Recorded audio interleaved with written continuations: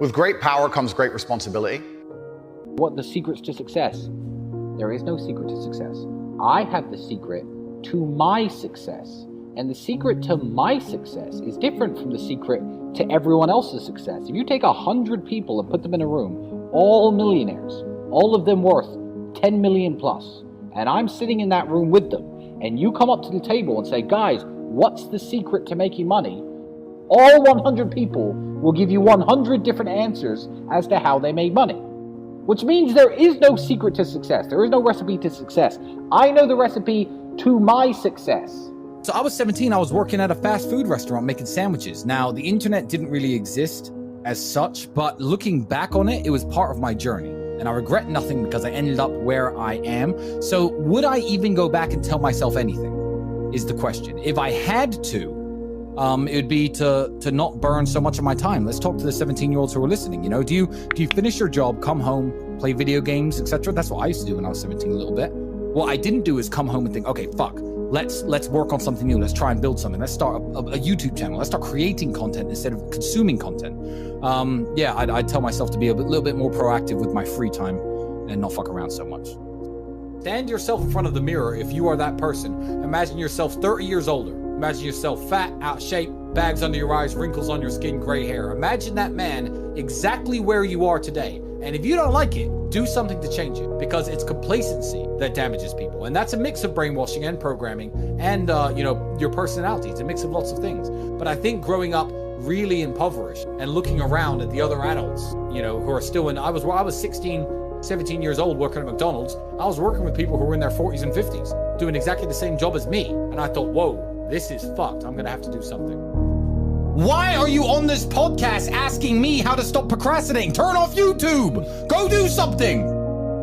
Jesus Christ. What's wrong with people? This is exactly what you were talking about asking a question when you already know the answer to. You know the answer is to stop doing things that waste your time and apply yourself to something important. Now, this may not be a waste of your time, but let me tell you, you're a dumbass, clearly. It's like Googling how to get fit, like you just said. Everyone knows what a push-up is. Do 10,000 of them a day. Stop wasting your fucking time.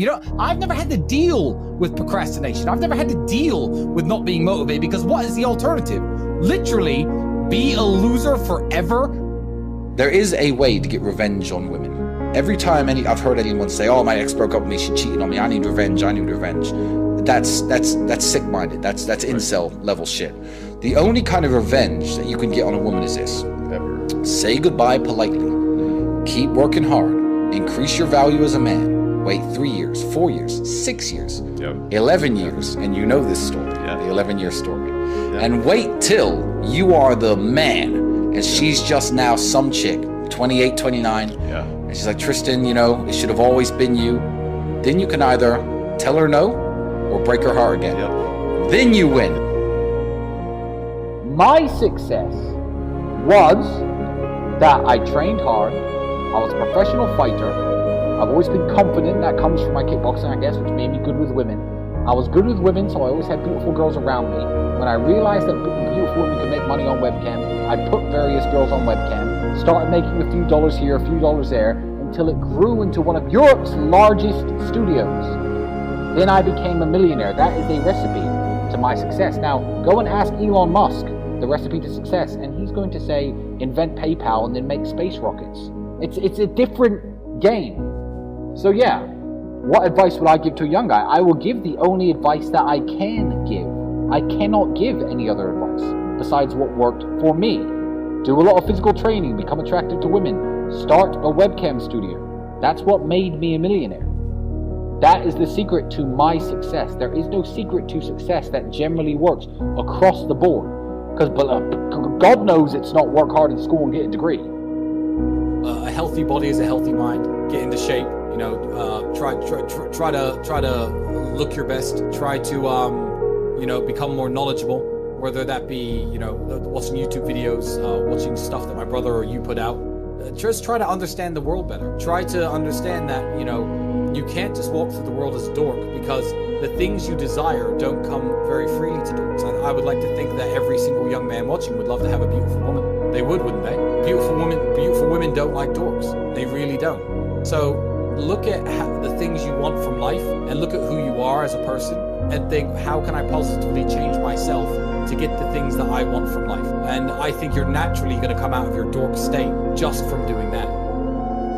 I have no ritual or anything that I actually recommend to men. With younger men, especially the guys who aren't physical yet and they don't have the size, they don't have the money to go to the gym, and they don't have the time to do the training. Obviously, Andrew sells his fitness training program, which is all well and good, but a good example I always used when I was younger was do push-ups during TV commercials. Yeah. Push-ups during TV commercials was my life hack. When I was young, I was broke. You know, I got to this size. I'm no bodybuilder, but I'm a very big guy. I'm about 240 pounds. Yeah. Watching TV is a very wasteful exercise. Every time the commercial comes on, do 50 push-ups. If you can't, do 25. Do 10 every time the commercial comes on. Something. Yeah, by the time the day's over, you've done 150 push-ups. You know, your arms feel pumped up, your pecs feel pumped up. What choice do you have, my friend? What do you mean? What happens if you don't deal with the grief? I don't understand. Are you going to kill yourself? Drink yourself into depression? Ruin your own life? You have no choice. You're on a train track. And you can either change the direction of the train that goes off a cliff, or you can keep it on the track. Time is going to still keep going on, and you are going to be sad. So are you going to be a sad winner, or are you going to be a sad loser? To me, it's very binary. Just because everyone's doing one thing doesn't mean doing the opposite is wrong. Sometimes that's the best thing to do. Life is like a game of chess. You can't take moves back. All you could do is look at the board you're in, look at the position you're in, and make the best moves possible. Women are going to want that Gucci purse. When they get to 16, 17, 18 years of age, they're going to want those shoes. They're going to want those lubes. They're going to want the jewelry. And who's going to give it to them? So become a financially successful man yourself for the sake of your daughters. Because one way or another, she's getting that Gucci purse, my friend. Whether it's OnlyFans, webcam, prostitution, escorting sugar daddies, or her actual father who loves her and takes care of her. So people who think they're going to hold their household together, traditional values and religious values alone, when you're flat broke, believe me, if your daughter's pretty, she ain't going to be broke for long, my friend. And she isn't getting the money from you, and she's not getting it for free either. I am sick of reading shit on the internet saying, yeah, you know, some people are special and they take longer to bloom and your time will come. Let me tell you something. 99.9% of people who are born broke, live broke, stay broke, die broke. That is the reality for almost everybody. The internet and it's all going to come to you at the right time bullshit is fucking a psyop to keep you down. You already know the answer. You don't need me to tell you. Why the fuck are you asking 4 men who do not know you personally how to stop wasting your time? I don't even know what you do to waste your time. You already know the fucking answer. My daughter's going to be raised very differently to my sons. My sons are going to have to work hard for everything they do. I'm going to take care of my daughter within reason. You know, the shoes, the Gucci purse, the nice car. She wants a little Mini Cooper or a Fiat 500 to drive around in. Cool. I'm going to take care of you because you are a member of my family. I am the man in charge of this family, and I am going to provide for you. When you are looking at other men in the world, I'm not going to lock her in the house. I'm not going to say don't date. I'm going to just inform her that when you're looking for other men in the world, you have to understand that when you pass on from this family, that's the man who's going to potentially be taking care of you. Listen, everything's going to plan. Smile. Go live your life. Be a sad winner and not a sad loser. Why would anything that makes you happy and doesn't hurt anybody else be wrong? No matter what you want to be in life, and no matter what you want to do, whether it be, you know, a dog trainer or a kickboxer or a zoo owner, it takes certain amounts of passion, time, and dedication. Network, connections, power, money. That's what makes you free. Money buys healthcare, and if you think you have healthcare, you do not. That's what I would say is the most crazy thing about having money. Try to make them notice you and realize your usefulness. Don't try to tell them that you're useful. Then that I'm in a position where I was very lucky to have a good father figure and an older brother in my life to guide me over some of the hurdles that young men face. But a lot of hurdles that, you know, young men face, they haven't got anybody to look up to, and they haven't got anybody to turn to. And I thought, you know what, let me just give this little bit of life advice out to the younger men out there. I said, I broke up with my ex. She's asking for me back. How do I know it's too late to take her back, or should I take her back, or should I not take her back? The answer to whether you or not you should take an ex-girlfriend back is very simple. And I know this, and most fully grown men probably know this. But for the younger guys out there, let me explain to you exactly what it is. If she has had another boyfriend or another sexual partner or another relationship since the breakup, it is too late to take her back. It is over at that point. Because no matter what happens in the relationship, no matter if you get married, have kids, if you stay together for a very long time, because that all happened because it didn't work out with the guy who she was with after your breakup. So you are always going to be plan B. You're always going to be the fallback guy. You're always going to be the idiot that's always there. So if she's had a week or two and, hung out with her girlfriends and cried into her pillow, by all means take her back. The moment there's been another guy in the scene at all, she's only interested in taking you back and getting back with you because it didn't work out with him. So don't let yourself be played like that. Yeah, don't be second place to anybody. So that's when it's too late. And I think that the real definition of right and wrong actions are whether they cause other people harm. And I think that's everybody's definition. I'm 34, you're exactly the same age as me. I am too working on myself, trying to build myself up, working on my finances, although they're pretty secure. I'm always trying to do better, and I care about taking care of my mother too, yeah. I'm certainly not chasing tail around like I was when I was 21, because, I've realized as I'm older and smarter that there are better things to do. You are going to need a woman because you are going to need kids, and having kids is a very important mission in any man's life. So yeah, by all means, work on yourself. I don't understand why that would be a negative thing. That's actually a very beautiful thing. Being truly honest, living only for yourself and not taking the time and the financial commitment it takes, the time commitment it takes to procreate, I think would be of ultimately very unhappy life. Shared blood is the best, it's the best way of securing loyalty. So as a man who's building an empire, I don't see how I could justify continuing with my life if I was not trying to procreate and have children. But yeah, having a daughter and being a father it's absolutely wonderful. It's great. No 22-year-old should be on any kind of steroid. I can see cases for testosterone replacement therapy for people in their upwards of 40, maybe late 30s. I could see the case for that.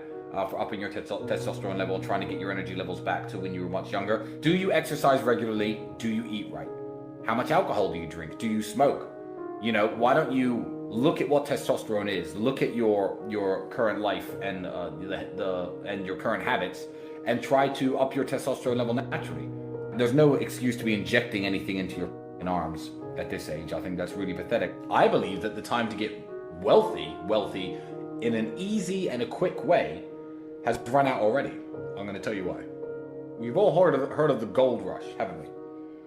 Gold rush was a time when in certain rivers in California, large nuggets of gold were found, and people went nuts. People all moved out to California, and lots of people got very rich because there was gold in the hills, and everyone was panning for gold, searching the rivers for gold, mining for gold. A gold rush has just happened, and the gold rush we've just seen is the easy money there was to make in crypto coins.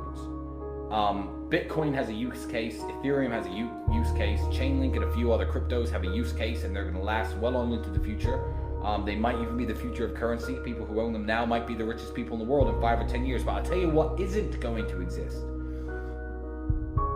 Pump and dump crypto nonsense coins that kids can buy for a few $1,000s and become millionaires overnight.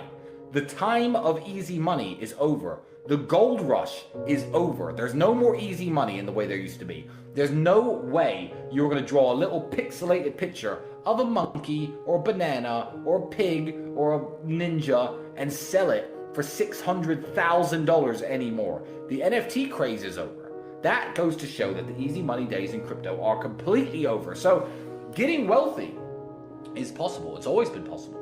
And during the worst recessions in the world, people have made money. Getting rich, possible again, but it's going to take a lot more hard work than it's ever taken before. The days of the free money on the internet have ended absolutely. You eat McDonald's every day. You know not to do that. So you're trying to get into the specifics without covering the basics. You know what I mean? It's like when people care about fitness, is like, okay, what's the exact correct technique to lift this and lift that? People who don't train at all, just go running and do some push-ups. Everyone knows like the answers. Step one, stop eating McDonald's every day. Yeah. Like that. Once you do that, worry more about the exact specifics and what you're eating and what you're not. I'll eat 3,500 calories in a single meal once a day. Yeah, all the time. that's better. A lot of the time. That's what I do. It's in the afternoon, not before. So I always go to sleep a bit hungry. I don't have breakfast in the morning. I don't even realize I do it. It's how I live. This is why I don't read self-help books. I believe that is success porn. People reading these books about get rich and do well. How many people do I know who've read these books and never got rich? Zero! Zero when they talk about reading helps you. Reading is entertainment. So if you read the James Bond novels for entertainment, it's better than watching the James Bond movies. I believe that it's a higher form of entertainment than Netflix and TV, but it's essentially just Netflix for the brain. So, yeah, reading is a waste of time if you want to get rich, I agree. But there is one TV show, which I'm going to talk about now. And we never talk about it on an Emergency Meeting Live, because my brother has not seen this show. But I was at somebody's house about 4 years ago, and I watched episode 1 of a show which has 11 series to it. And it was so excellent that I watched all of it. Now, I believe this TV show to be an intellectual and cultural masterpiece, and it is the greatest show that has ever been broadcast on television. And I'm talking, of course, about the show Trailer Park Boys. The importance of brotherhood and friendship and sticking together is a massive underlying theme of the show. Also, the importance of enjoying your current circumstances. Keep working, keep hustling, keep grinding, try and get out, but enjoy yourself while you're at it. It's a show about perseverance. It's a show about trying to always better your situation. Besides that, TV's a waste of time. Especially the news. My content existed because I tried my very hardest to be an absolute and utter realist, especially with uncomfortable truths. I was pointing out that very uncomfortable. Is that a truth? It's an uncomfortable truth in many parts of the world. It's not a truth that I'm happy about. I don't want to be seen as a negative influence in the world. I know that there's a whole bunch of men. I get thousands of emails a week from men whose lives I've saved. I get thousands of emails a week from men who are on the verge of suicide and I've saved their lives. I believe in protecting and providing. I've been misunderstood. I don't want anybody to be offended by anything I say. I want to be a positive force in the world. I don't want anybody to hear what I say and make them feel bad about themselves. I want all people to live righteous and good, whether they're male or female. I think righteous is living true to your heart and knowing that you're doing good by people, not snaking anybody, not lying to anybody. I know I live a very righteous life. The government is not capable of helping the poor. And this is why it's so important as a person you take personal responsibility and understand you're living in a world where the matrix can be cracked, you can make a bunch of money, but you need to take responsibility and do it. I refuse to accept that there are people out there who cannot become happy, contented individuals. I refuse to accept we live in a world where God has created people who, no matter how hard they work and how good their life becomes, can't be happy. I don't accept that. I accept that the universe is a very giving place and that God loves all of us. And if you try your best and you work hard, you can become a better person. I'm telling the younger generation that if they don't get up and work hard and make sure that they're important, that the world's not going to give a shit about them. 99% of my content was aimed at men, telling them the truth, saying that as a man, you're born with no inherent value. You have to become important. You have to go through some pain or go through some suffering to make people care about you. Otherwise, you're not going to matter. As a dude, if you walk into the party and you've put no effort into your life, nobody gives a shit. Nobody cares about you. And every man out here knows. And one of the great things about the masculine journey and masculinity is that we've all lived a semi-similar story. It's kind of cool. Like, we've all been the teenager, gets heartbroken. We've all been unimportant. We've all worked hard and then started to get some clout. And then we've all kind of lived the same kind of journey. So I say to everybody out there, yeah, if you don't follow that path and follow that journey and in one way or another get to the top, whether it's fighting, whether it's comedy, whether it's musician, whatever it is, if you're just going to stay somewhere near the bottom and then at the age of 44, email me saying I'm depressed, well, of course you're depressed. Loser. Yeah. But that was your choice because you have to build yourself as a man. And if you decide not to build yourself, then your life's going to suck. My main message is to resist a slave mind, to understand that every single thing you're being told has an agenda behind it or you wouldn't be told it otherwise, to examine every strongly held belief you have and try and identify where it comes from and why you have it. I sit and argue with people, I discuss things with people, and they so fervently believe a point. And I say, why do you believe that so much? Like, do you have personal experience? No, but I saw the news. The news told you X, and now you are desperate. You will sit here for hours arguing that point. A lot of people are completely empty vessels ready to be programmed. And I try and tell people, listen, to just stop for a second and understand that the things they're telling you to believe are not necessarily for your benefit. The people who make the rules don't make the rules for the benefit of everybody. They make the rules for the benefit of the people who make the rules of the game. So telling people to resist a slave mind and just be critical thinkers, keep their brain open, pay attention to things, be perspicacious, that's the general theme. And it doesn't matter whether you're left, right, liberal, man, woman, etc. It's just think for yourself. That's the general message. I believe men and women are a beautiful union. I think we're slightly different, but when we work together, we're the most powerful force in the world. And I certainly believe that Men and women, when they work together, it's the most beautiful force on the planet. So of course I believe in men and women. Of course I believe in love. Of course I believe in marriage. Of course I believe in family. I believe in marriage in the traditional sense. I believe a man has a duty to stand up and be a real man. I believe that the problem with the world today that we are facing is that not enough men are sticking to the age-old ways of masculinity. I believe that me standing up and saying a man must protect a woman and provide for her, so he needs to make sure that she's safe. He needs a degree of authority. I believe women are sovereign individuals and they can make any choice they so desire. I think that it's important that we remember that a man has a duty. I think I certainly in my relationship have a financial responsibility to provide for my woman. My woman would never have to work unless she wanted to because I'm the kind of person who works hard enough. And I'll make another point that needs to be said. The number of women who have stood up and stuck up for me is ignored. Thousands of women are making videos saying, I've met Andrew Tate, he's such a nice guy. I wish I had a man like Andrew Tate who felt responsible to protect and provide for me. You know what? I do belong to my husband, that's why I married him and I love him. We ignore the thousands of women who stood up and stood by me and said everything I said is true. This is that there's a large contingent of men who still want to make money, go to the gym, be strong, drive a fast car, be traditionally masculine, and don't want to be shamed for that. And I believe that feeling depressed is real. I don't believe depression as a clinical disease is real. No. I think PTSD is very real. Unfortunately, I have some friends who suffer from that. I know that feeling depressed is real. I believe that the number one power you have against these things are trying to take control of your own mind and affecting your own life. I believe that it's not healthy to hand over all your power and believe that depression is an outside disease that you can't affect. I know that when I've had difficult periods in my life, and also many of my friends, like I've said, suffer from PTSD and been through terrible things. I've lived a very difficult life, and I know people who have, that the things that made them feel better is when they woke up and said, you know what, I'm not gonna allow this to damage me anymore. I'm gonna take responsibility. I'm gonna get up and I'm gonna fight this as hard as I can. If someone comes to me and says I'm clinically depressed or I feel very, very sad, I would say the first thing you need to do is stop accepting the identity of a clinically depressed person. Stop accepting you have no control over this. And what you need to do is stop identifying that way, and let's work together to try and fight against it. A lot of people who are clinically depressed are suffering with something in their life, and if you fix the problem in their life, perhaps they won't feel depressed anymore. The thousands of people who have emailed me saying, my doctor told me I was clinically depressed and it's a disease that I have got in my brain and I can't be fixed. And I started listening to you and I realized that that's not the case and I can fix my own life, and you're the only person who has ever helped me. I believe feeling depressed is real. I do not believe it's a disease that you catch from the sky and you cannot affect. I believe that no matter what happens, I believe you have control of your own mind and you can fight against it. I believe if you change your circumstances in your life, you may feel different. I'll give you a quick example. I had a guy who emailed me saying he was clinically depressed and he was going to kill himself. I obviously am not a psychiatrist, I'm not a doctor. I told him, because I replied to my emails. I said, have you been to a psychiatrist? He said, yes, I'm clinically depressed. I've been on these pills, this amount of time. I'm on antidepressants, it doesn't work. I said, I don't know what to say to you besides this. And he said he lost his girlfriend, that's why I became clinically depressed. I said, listen, go to the gym, get a six-pack first. Once you've got a six-pack, email me again.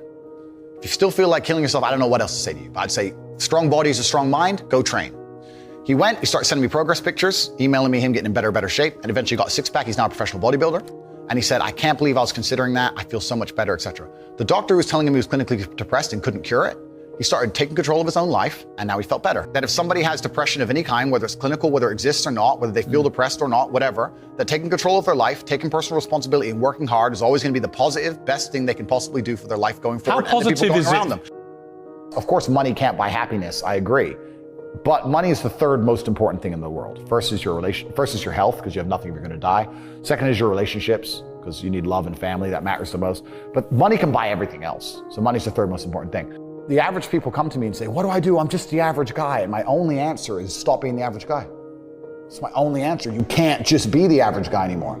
The idea from the 1950s that you can just be the normal, average, law-abiding, hard-working citizen and you'll have a good life is gone.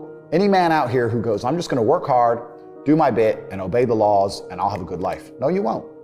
No, you will not. Just doing your job is never gonna make you rich, because you're just gonna be taxed into infinity and you're gonna stay broke.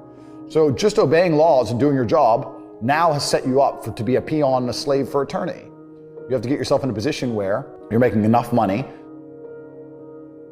You don't know what to talk about, then you don't understand money. So go learn how money works. Go learn how a bank works. Go sit on YouTube for free. You don't just pay 50 grand in 4 years like a university. Go sit on YouTube and understand money, banking, or the real estate market, any of it. Understand the last housing price crash, why it happened, understand mortgage rates and how that's affected by interest rates. Understand it, and then go sit with someone else who understands it and talk about it. People should, even if they haven't got a penny in the world, should be going to these meetings about real estate, about investing, that especially if it's cheap, they should go. Just meet other people who at least have money. Have conversations about money. Talk about it. How are you going to get what you don't talk about? And yes, the cycle of precipitation, right? So a cloud comes, it rains, it falls down to the ground, it goes under the ground, whatever, goes into a stream, it moves into the stream, goes to the ocean, evaporates again, up into a cloud, floats somewhere else, falls down again. It's always moving. That's how money is. People think that money is in these large, stagnant pools hidden in people's bank accounts. That's not really true. Money is constantly moving all the time. And if you can find a way to get in between it and stand in the right place at the right time, you're gonna get wet. I think that's the new modern way to view the world. It's an attention economy. It doesn't matter what you do. If you're getting attention, you'll make money from it. One habit that people need to adopt, and this is a habit I had for a very long time, and I've actually recently cleared it from my brain because I've reached a point where peace of mind is worth more than money. But every single time money is spent, you need to identify how your money was taken from you. And I say taken because money can't be made. Money is taken. Because the only people who can make money are the governments. If you're a government, you can make money. You can print it from thin air or a bank. But if you're a person, you're not making money. You're convincing other people to give it to you. You're taking money from others. So every single time you spend money on anything, you need to identify how it was taken from you. When you go and buy a coffee, don't just go buy the coffee and sit down. Sit and say, why did I buy this coffee? Okay, I really wanted coffee. Yeah. But then why did I go into this store and not that store? Is it better advertising? Does it have less of a line? Do they have seating? How did they convince me to come in here? How much did this coffee cost? £6. What's the profit margin on that? Probably £5.50, £5.80 probably by the time. The cup probably costs more than the coffee. The coffee is just water. How did they convince me to spend £6 in this place? And when you sit there and analyze, and you all start to learn little lessons about business, you'll learn about the importance of the signage. You'll learn about the importance of there being no queue. Yeah. So that if you ever run a business, I'm telling you, I say with my business, my people all the time, faster. All the time, quicker. Yeah. Like I have a couple businesses that are physical. I'm like, I don't want to see a line. I don't want it to see empty because it looks bad. So when there's lines, you work fast. When we're down to 1 or 2 people, you take your time, you talk to the customer. Right. You keep it so there's like always one person at the thing. Like manage the line. Like people don't think about this stuff. No one's gonna sit and wait in a long queue. Maybe some idiots will, but people like me won't. We got shit to do, right? My time's worth money. I'm not gonna stand and wait in a line. So you have to identify how your money is taken from you. If you start doing that with every single time you spend anything ever, you're gonna start to identify business opportunities, and you're gonna sit there and you're gonna have coffee and you're gonna go, you know what? They could have sold cake and they didn't. Could I outcompete this place? Let's imagine I had the money to start a coffee shop right next door. How would I outcompete them? Well, I'd have cake because they don't have cake. Also, most people in here are businessmen. And the guy serving some dude. No, we need a cute waitress. His ass is fired. We need a chick. Put a chick here, put some cake in. Financial Times, business people in. People don't even think about this stuff. They don't use their brain ever. They don't ever look around and realize how they're spending their money. They don't look around and look at which businesses are successful. They don't look around and pay attention to anything. They don't look at the world and all the things that are happening and how it can benefit them. None of it. They don't look at any of it. They're too busy following the circus. That's why it's clown world. I was walking to college with a couple of my friends, and a Ferrari drove past. And I said, bro, you see that? And he goes, yeah, what about it? I said, doesn't that piss you off? I must have been about 16. He goes, why? So this dude has 400 G's for a car, 400 grand. I'm walking 4 miles to college because my mom hasn't got any car. He has 400 grand. Do you think he works a job? Do you think he's behind a counter somewhere? He knows something about the world that I don't know. And they were like, well, he's rich. I'm like, yeah, I know. I didn't say he wasn't rich, dummy. I'm saying he knows something about the world I don't know. And I was intrigued, and it angered me. I couldn't sleep for weeks. I was pissed off. Every time I saw somebody with genuine money, I understood that everything I was being told and taught and they were trying to make me believe just simply wasn't true. I was like, none of these people are getting these things by following the path that the system is trying to make me follow. And everybody intrinsically knows this. If you go to if you're at a BP, you're at a petrol station, and I pull up in my Lamborghini, nobody goes, wow, he went to school. Yeah. He studied hard. And they do that because they know that the easiest way to amass wealth is to break the rules, because the rules are not designed to allow most people to make money. You can make money within the rules, of course you can, but most people don't.